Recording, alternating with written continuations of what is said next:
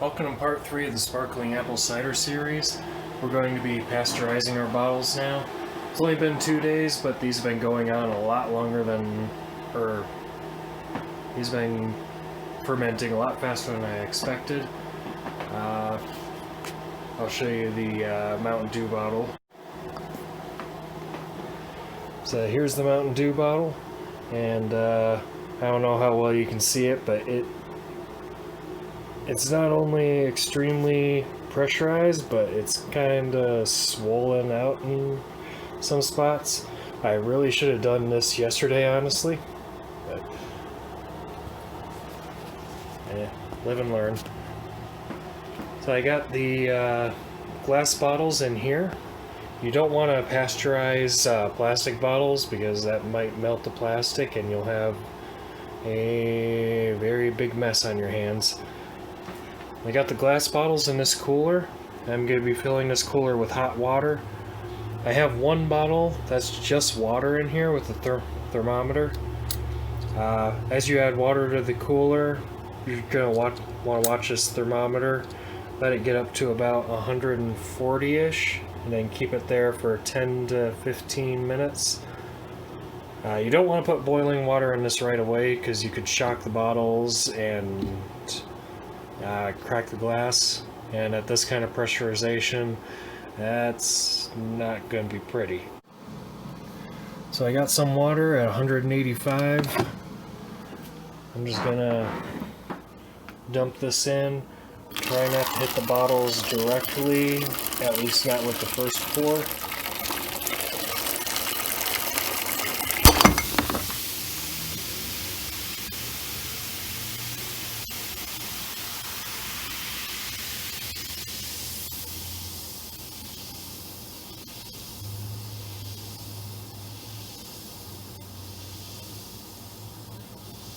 Okay, maybe 185 was a bit too high.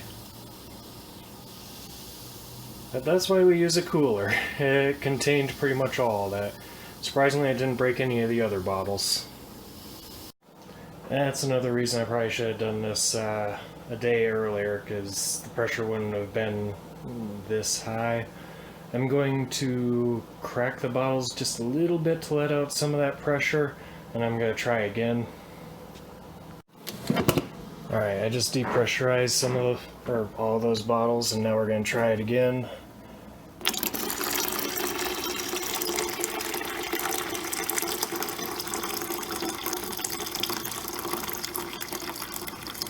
This is the first time I've used these bottles. Like, I just got the shipment of them in the day before I had to bottle these.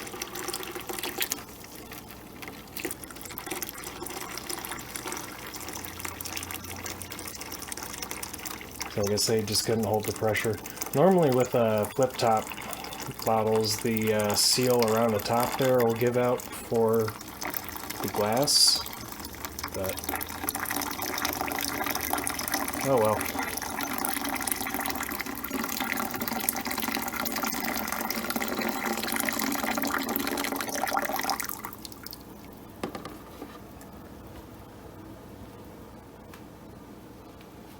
So far, it looks like all these other ones should be fine. I hate the focus on my phone. It just doesn't want to focus on anything. There. You can see the thermometer's reading a bit higher than it was before. Originally it was around 70-ish, around room temperature. I'm gonna bubble up some more water. Since the glass is starting to warm up, you can probably go to boiling. I'm just gonna do 200, and then if I have to do more in here, which I probably will with one less bottle, I'll do boiling in that one.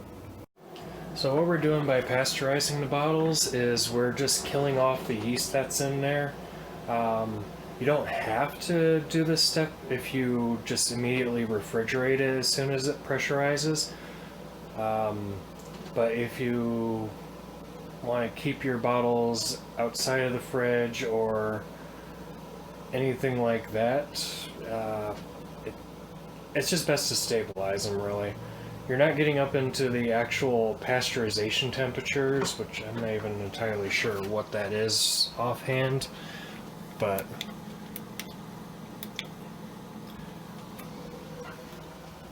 you're just getting high enough to kill the yeast, basically. There really shouldn't even be anything else other than yeast living in these with all the sanitization. As you can see, the bottles have reached 140.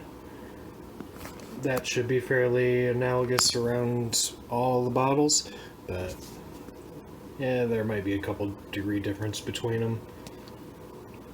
But this is a point where I would cover this with a towel. Ultimately, I would just raise the lid of this up, but these bottles are a little bit too tall to have this lid rotate over them. So I'll just put a towel over these to help keep some of that heat in for about 10-15 minutes, and that should kill all the yeast that's left in here, and then you'll have a perfectly still beverage. Alright, it's been 10 minutes, and the temperature's holding a little above 140. The important thing is to hold it at 140. If it goes a little bit over, as long as it's not like 160 or something, then it'll be fine. So at this point, after the 10 minutes, you'll want to take the bottles out. I would put these on a towel rather than straight in the sink, even though these need to be washed now, because the cool metal and the hot bottles would probably cause more to break, and I don't really want another broken one right now.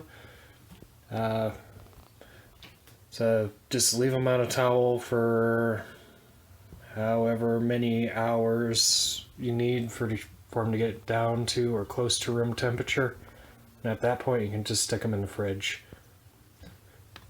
I'll just leave you with that, and that's the end of the series. If you want to see different kinds of brews in the future, just let me know, and I'll be glad to fill you in. I actually just got some scobian for making kombucha. This is the first time I've made kombucha. I'm not even sure if I like it right yet, but we'll see if that works out. I might do another series on that. I also know how to make meads and other kinds of ales and such, so I might just put some videos out whenever I make something. So until next time.